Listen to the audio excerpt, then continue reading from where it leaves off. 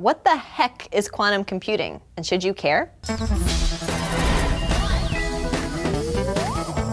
Hi guys, Crystal here with DNews. I don't know if you've noticed lately, but there's a new wave of computer technology being quietly developed in basement labs and secret company offices. I'm talking about quantum computing. Companies like Google, Microsoft, and IBM, not to mention the US government, have started investing heavily in the development of quantum computers in the last few years, and news of their investments is slowly leaking out into mainstream media. So what is a quantum computer, and why are all of the major powers that influence our lives interested in them? Well, the short answer is that they promise to be faster, safer, and better at solving certain kinds of problems than our trusty laptops. But that's only one part of the quantum picture. First off, let's figure out what it means for something to be quantum.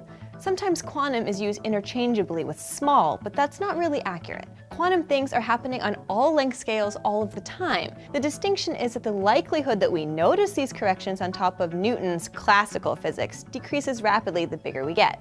Weird. At the quantum level, a particle can teleport, travel backwards in time, be entangled with a distant cousin, and a hypothetical cat in a box could be both alive and dead at the same time. This apparently fantastical behavior is all possible because of science. Well, physics, and a little math. Most relevant to our quantum computing plot is the idea of superposition, which transcends classical deterministic outcomes, alive or dead, heads or tails, 0 or 1, to describe these states as a distribution of probabilities. The cat has a 70% probability of being alive. And as a funny outcome of the science, we don't get a fixed answer until we actually open the box and observe the cat, take a measurement of the system, or otherwise ask it for a specific output. A computer capable of exploiting this and other quantum properties like entanglement would not be constrained by a classical computer's need to perform calculations sequentially, because quantum bits would be capable of existing in a probability of many states, and thus be much better at tasks like simulating molecular bonds, performing rapid searches of complicated databases, or factoring large numbers very quickly. These examples may seem silly or irrelevant until you learn, for instance, that factorization is prohibitively time-consuming for a classical computer, which is why it forms one common approach to data encryption. Now quantum computers are looking pretty good, especially if you have an interest in national security. So how close are we to a programmable quantum computer?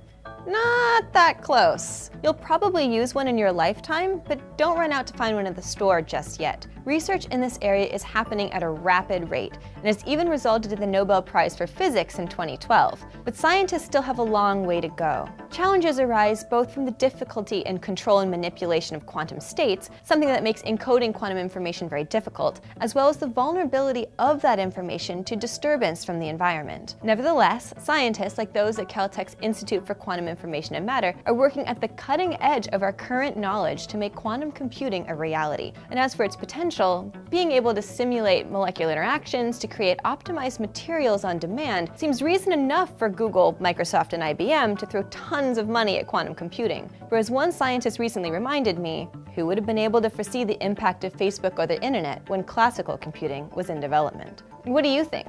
Will quantum computation change the world? Subscribe to DNews and let us know in the comments down below. And come find me on Twitter, @PollyCrystalHD.